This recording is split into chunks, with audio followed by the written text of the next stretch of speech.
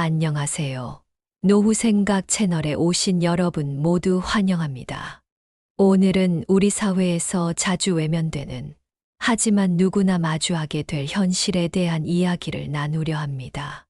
시작하기 전 이 채널을 처음 방문하신 분들은 구독과 좋아요 버튼을 눌러주세요. 여러분의 작은 관심이 더 많은 이야기를 나눌 수 있는 힘이 됩니다. 오늘의 주인공은 74세 김순자 할머니입니다.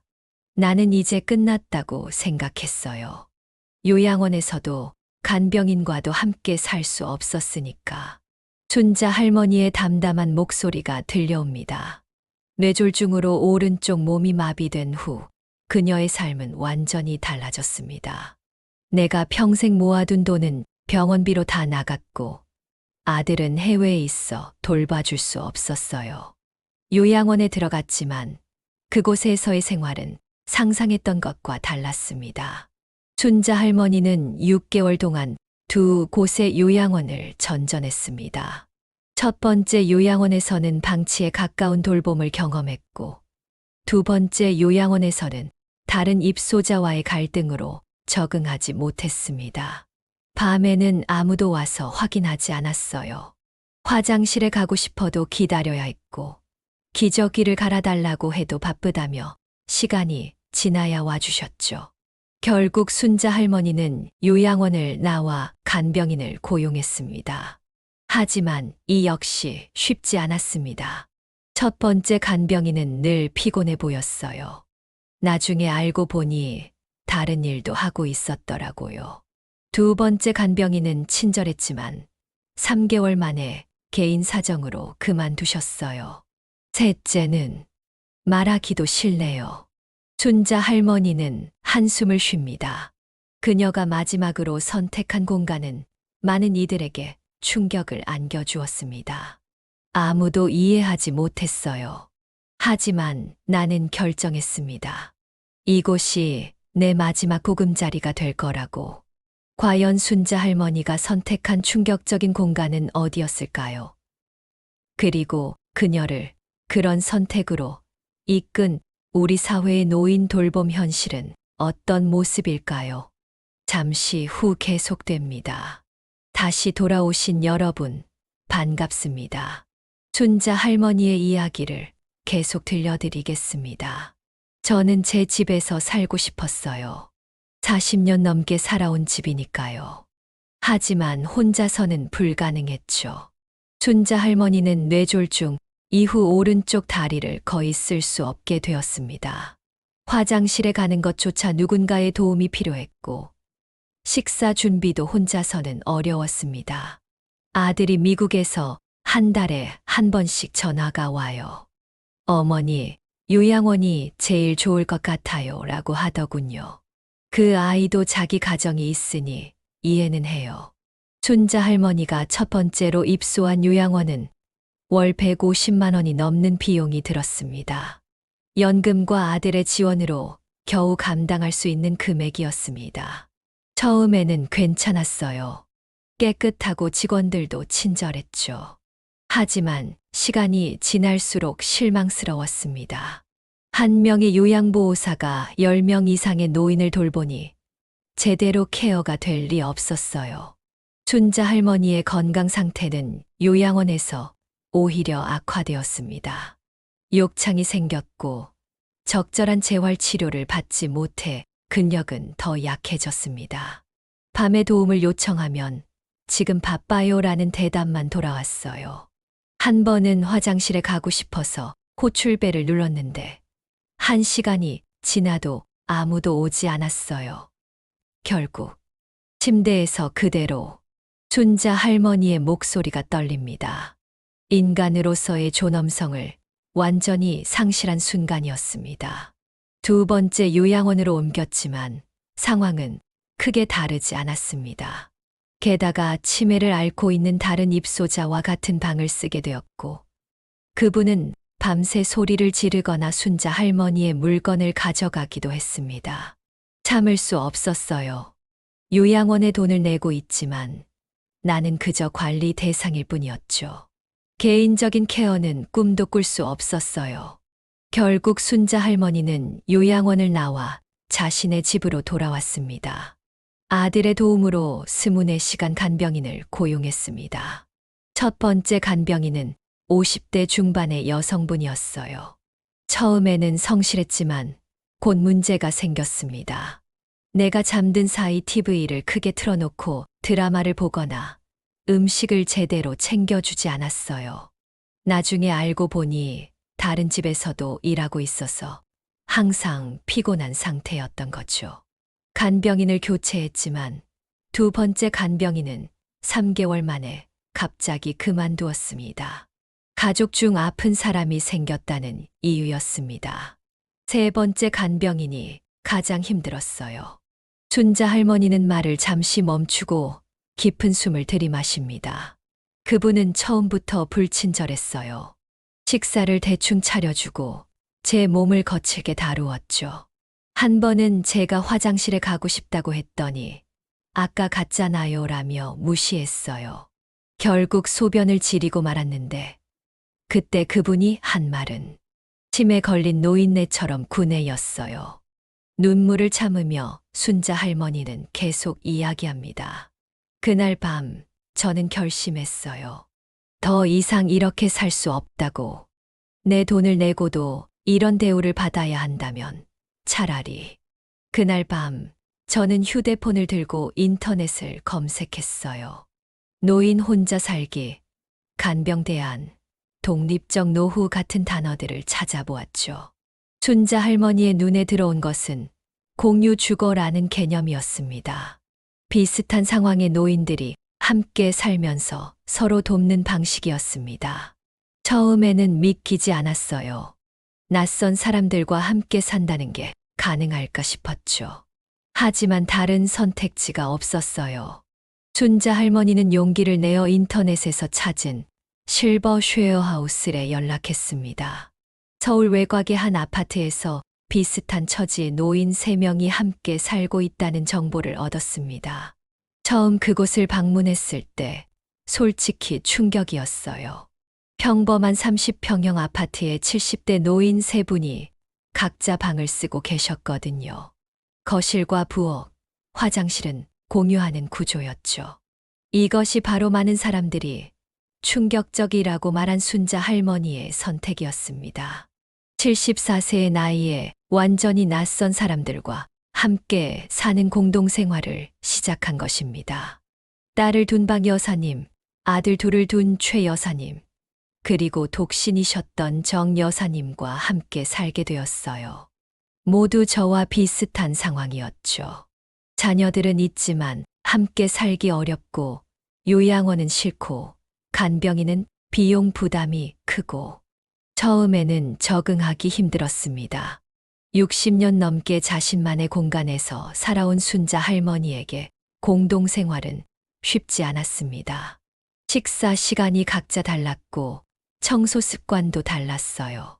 박 여사님은 TV 소리를 크게 틀어놓는 것을 좋아하셨고 정 여사님은 새벽부터 일어나 부엌에서 소리를 내셨죠.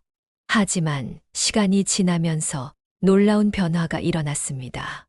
우리는 서로를 돕기 시작했어요. 제가 다리가 불편하니 최 여사님이 장을 봐오셨고 저는 손이 자유로우니 음식 준비를 도왔죠. 정 여사님은 청소를 담당하셨고요. 가장 큰 변화는 정서적인 부분이었습니다. 더 이상 외롭지 않았습니다. 밤에 통증이 심할 때면 누군가 곁에 있어 주는 것만으로도 큰 위안이 되었어요. 순자 씨, 괜찮아. 물 좀 가져다 줄까? 이런 작은 말 한마디가 얼마나 큰 힘이 되는지 몰라요. 물론 문제가 전혀 없었던 것은 아닙니다. 성격 차이로 인한 갈등도 있었고, 때로는 서로의 생활 방식을 이해하지 못해 다투기도 했습니다. 한 번은 최 여사님이 제 방에 허락 없이 들어와서 창문을 열었다가 크게 싸웠어요. 그분은 환기가 중요하다고 생각하셨지만 저는 제 방의 프라이버시가 침해된다고 느꼈거든요. 하지만 이런 갈등은 오히려 서로를 더 이해하게 만드는 계기가 되었습니다. 우리는 주거 규칙을 만들었어요.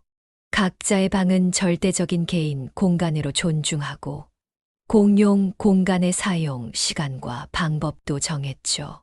가장 중요한 건 서로 도울 수 있는 만큼만 돕자는 원칙이었어요.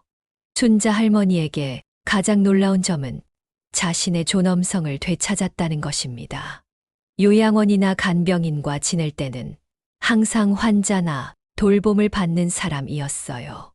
하지만 여기서는 저도 누군가에게 도움을 줄 수 있는 사람이 되었죠. 최 여사님이 감기에 걸렸을 때 제가 미역국을 끓여준 적이 있어요. 그때 제가 얼마나 행복했는지 몰라요. 이 공유 주거 시스템에서 중요한 것은 각자가 부담하는 비용이 상대적으로 적다는 점입니다. 한 달에 들어가는 비용이 요양원의 절반도 안 돼요. 집세, 관리비, 식비를 나누니까요. 그리고 일주일에 2번, 4시간씩만 요양보호사가 방문해서 목욕이나 대청소를 도와주시는데 그 비용도 나눠 내니 부담이 크지 않아요. 우리나라에서는 아직 생소한 개념이지만 해외에서는 이미 활성화된 방식이에요. 특히 북유럽이나 미국에서는 시니어 코하우징이라고 해서 노인들을 위한 공동주택 단지도 있다고 하더군요. 순자 할머니는 스마트폰으로 관련 정보를 찾아보는데 열심입니다.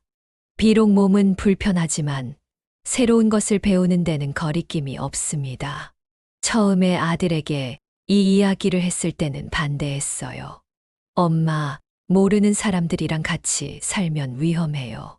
사기 당하면 어떡해요? 라고요. 하지만 제가 고집을 부렸죠. 한 달만 시도해보자고. 결국 아들은 순자 할머니의 결정을 존중해 주었고, 한 달의 시험 기간은 어느새 1년이 되었습니다. 가장 좋은 점은 누군가의 눈치를 보지 않아도 된다는 거예요. 요양원에서는 모든 게 정해진 시간표대로 움직이고, 간병인이 있을 때는 그 사람의 편의에 맞춰야 했거든요. 하지만 여기서는 제가 원할 때 식사하고, 원할 때 TV를 볼 수 있어요. 물론 몸이 불편한 노인들이 함께 사는 것이기 때문에 일상생활에 어려움이 없는 것은 아닙니다. 최 여사님이 지난 겨울에 독감에 걸렸을 때는 정말 힘들었어요. 우리 모두 면역력이 약해서 감염될까봐 걱정했죠. 그래서 마스크를 쓰고 생활했는데 그게 쉽지 않았어요. 또 다른 어려움은 갑작스러운 건강 악화에 대한 대응입니다. 박 여사님이 한밤중에 갑자기 가슴 통증을 호소하셨을 때가 있었어요. 우리 모두 당황했죠. 119를 불렀는데 다행히 심각한 상황은 아니었어요. 하지만 그 일을 계기로 우리는 비상 연락망을 만들었어요. 각자의 자녀 연락처, 주치의 연락처, 그리고 가까운 병원 정보를 냉장고에 붙여놓았죠. 이처럼 시행착오를 겪으며 자신들만의 생활 체계를 만들어가는 과정이 있었습니다. 우리는 돌봄 노트도 만들었어요.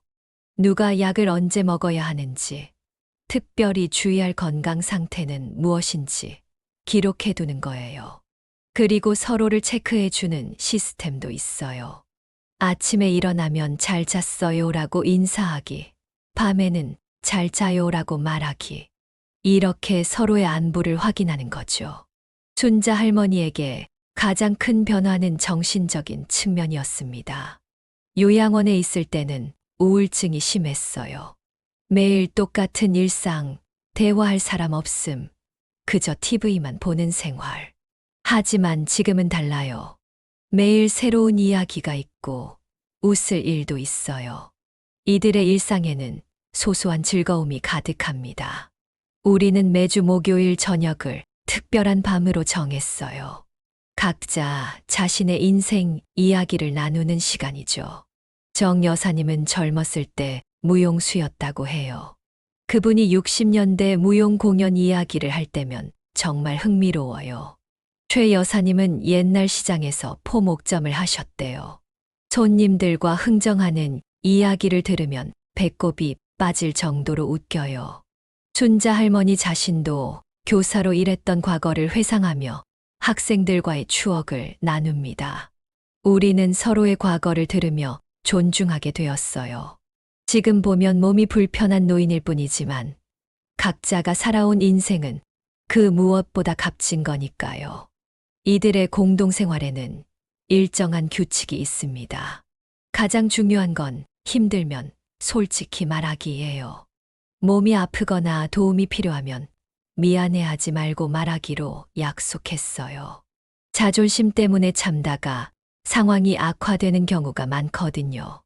또한 정기적인 가족 회의를 통해 생활 속 불만이나 개선할 점을 논의합니다. 처음에는 서로 눈치 보고 못했는데 이제는 솔직하게 이야기해요. 밤에 코 고는 소리가 너무 커요. 냉장고에 있는 제 반찬에 손대지 말아주세요. 같은 솔직한 대화가 가능해졌어요. 갈등을 피하기보다는 정면으로 마주하고 해결책을 찾는 방식이 이들의 공동체를 더욱 단단하게 만들었습니다. 우리는 이제 선택한 가족이 되었어요. 혈연으로 맺어진 것은 아니지만 서로를 가장 잘 이해하고 돕는 사람들이죠. 순자 할머니의 공유 주거 경험이 알려지면서 많은 사람들이 관심을 보이기 시작했습니다. 처음에는 우리끼리만 조용히 살고 있었어요. 그러다 동네 복지관에서 노인 프로그램을 진행하는 선생님이 우리 이야기를 듣고 방문하셨어요. 그분이 우리의 사례를 논문으로 쓰고 싶다고 하더라고요. 연구자의 방문을 시작으로 지역신문에 이들의 이야기가 실렸고 이후 복지 관련 포럼에서 사례로 소개되기도 했습니다. 처음에는 부끄러웠어요. 우리가 뭐 대단한 일을 했나 싶었죠. 하지만 많은 사람들이 우리 이야기를 들으며 대안을 찾고 있다는 걸 알게 되었어요. 현재 우리나라의 노인 돌봄 시스템이 가진 한계를 보완할 수 있는 대안으로 이들의 경험이 주목받기 시작한 것입니다. 한 사회복지사 선생님이 그러더라고요. 노인 돌봄의 미래는 시설이 아니라 공동체에 있다고요. 처음에는 그 말이 무슨 뜻인지 몰랐는데 지금은 이해가 돼요. 순자 할머니는 이제 다른 노인들에게도 자신들의 경험을 공유하고 있습니다. 복지관에서 한 달에 한 번 노후 주거 상담이라는 자원봉사를 하고 있어요. 비슷한 고민을 가진 분들에게 우리의 경험을 이야기해 주는 거죠. 시설 돌봄의 한계와 개인 간병의 부담, 그리고 그 사이에서 찾은 대안적 방식에 대한 현실적인 조언을 나누는 시간입니다. 많은 분들이 어떻게 믿을 수 있는 사람을 찾았냐고 물어보세요. 사실 처음부터 서로를 믿었던 건 아니에요. 시행착오도 있었고 실망도 했죠. 하지만 중요한 건 함께 살아갈 규칙을 만드는 과정이었어요. 순자 할머니는 공유 주거를 시작하려는 사람들에게 몇 가지 조언을 합니다. 첫째, 단기간 시범 생활을 해보세요. 우리도 처음에는 한 달만 해보자고 시작했어요. 둘째, 서로의 기대치를 명확히 해야 해요. 내가 어디까지 도울 수 있고 어떤 도움이 필요한지 솔직하게 이야기하는 거죠. 셋째, 재정 관리를 투명하게 해야 해요. 우리는 공동 통장을 만들어 식비와 공과금을 관리하고 있어요. 순자 할머니가 가장 강조하는 것은 존중입니다. 나이 들면 모두 같은 노인이 아니에요. 각자 다른 인생을 살아왔고 다른 습관과 가치관을 가지고 있죠. 그것을 존중하는 게 가장 중요해요. 이러한 경험을 통해 순자 할머니는 우리 사회의 노인 돌봄 시스템에 대해 생각해 보게 되었습니다. 요양원이 나쁘다는 건 아니에요. 정말 전문적인 의료, 돌봄이 필요한 분들에게는 좋은 선택일 수 있어요. 하지만 모든 노인에게 똑같은 해답을 제시하는 건 문제가 있어요. 순자 할머니는 좀 더 다양한 선택지가 있어야 한다고 생각합니다. 요양원, 재가 돌봄, 데이케어 센터. 이런 기존 방식 외에도 우리처럼 공동체 중심의 돌봄도 하나의 선택지가 될 수 있어요. 중요한 건 노인 자신이 선택할 수 있는 권리를 가지는 거죠. 그러나 현실적인 어려움도 있습니다. 우리도 계속 이렇게 살 수 있을지 걱정이에요. 나이가 더 들면 더 많은 의료적 돌봄이 필요할 테니까요. 그래서 우리는 단계적 돌봄 계획을 세우고 있어요. 이들은 서로의 건강 상태에 따라 어떤 도움이 필요할지, 그리고 언제 다른 형태의 돌봄으로 전환해야 할지에 대한 계획을 함께 논의하고 있습니다. 가장 두려운 건 치매예요. 인지 능력이 떨어지면 공동생활이 어려워질 수 있으니까요. 그래서 우리는 정기적으로 치매 검진을 받고 인지 훈련 프로그램도 함께 하고 있어요. 이들은 자신들의 경험이 앞으로 다른 노인들에게도 도움이 되기를 바랍니다. 우리가 특별해서가 아니라 이런 방식이 필요한 사람들이 많기 때문에 이야기를 나누고 싶어요. 노후에 대한 두려움을 조금이라도 줄일 수 있다면 좋겠어요. 춘자 할머니는 잠시 생각에 잠기더니 말을 이어갑니다. 사실 가장 큰 변화는 제 마음가짐이에요. 요양원에 있을 때는 이제 인생이 끝났구나라는 생각이 들었어요. 하지만 지금은 매일 아침 일어나면 오늘은 무슨 일이 있을까 하는 기대감이 있어요. 춘자 할머니와 세 분의 동거인들은 이제 그들만의 작은 가족이 되었습니다. 우리는 서로에게 언니, 동생이라고 불러요. 나이 차이가 조금씩 있거든요. 정 여사님이 78세로 가장 연장자시고, 저는 74세, 최 여사님은 72세, 박 여사님은 70세예요. 그래서 서로 언니, 동생 하면서 지내요. 이들의 공동생활은 이제 2년 차에 접어들었습니다.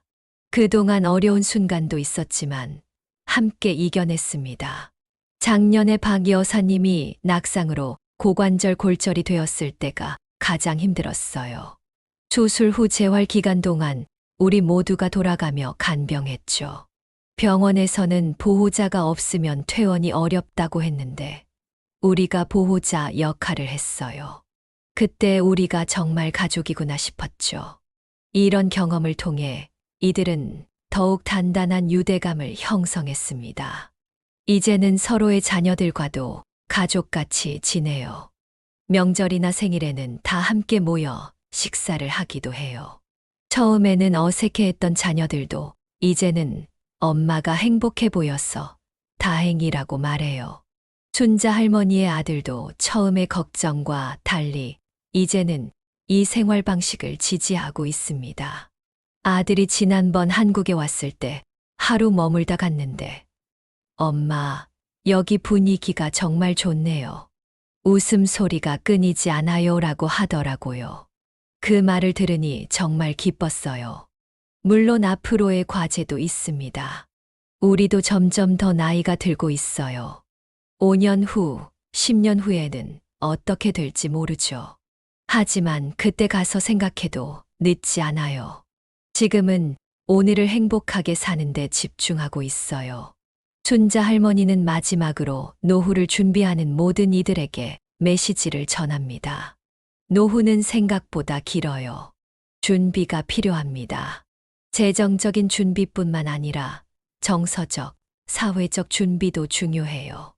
그리고 무엇보다 자신의 삶에 대한 결정권을 놓지 마세요. 나이가 들었다고 해서 다른 사람이 정해준 방식대로만 살 필요는 없어요. 자신에게 맞는 방식을 찾는 용기가 필요합니다. 그리고 비슷한 상황에 놓인 노인들에게도 희망의 메시지를 전합니다. 혼자라고 느끼시나요? 주변을 둘러보세요. 비슷한 상황의 사람들이 생각보다 많이 있어요. 용기를 내어 대화를 시작해 보세요. 우리도 처음에는 낯선 사람들이었지만 이제는 서로에게 가장 소중한 사람들이 되었으니까요. 춘자 할머니의 선택은 많은 이들에게 새로운 시각을 제시했습니다. 노인 돌봄에 있어 시설이나 개인 간병만이 유일한 선택지가 아니라는 것. 그리고 나이 들어서도 공동체 속에서 의미 있는 관계를 형성하며 살아갈 수 있다는 희망을 보여주었습니다. 제가 74세에 새로운 가족을 만들 수 있었다면 여러분도 할 수 있어요. 노후는 끝이 아니라 또 다른 시작일 수 있습니다. 지금까지 74세 할머니가 요양원과 간병인 모두 실패 후 선택한 충격적 공간, 실버 쉐어하우스에 대한 이야기를 들어보셨습니다. 여러분의 노후는 어떤 모습인가요? 지금부터 준비하고 계신가요? 오늘 이야기가 도움이 되셨다면 영상 아래 좋아요와 구독 버튼을 눌러주세요. 구독과 함께 알림 설정을 해두시면 다음 에피소드도 놓치지 않고 시청하실 수 있습니다. 댓글로 여러분의 생각이나 질문도 남겨주시면 다음 콘텐츠에 반영하도록 하겠습니다. 노후 생각 채널에서는 앞으로도 다양한 노후 이야기와 실질적인 정보를 전해드릴 예정입니다. 여러분의 행복한 노후를 응원합니다. 감사합니다.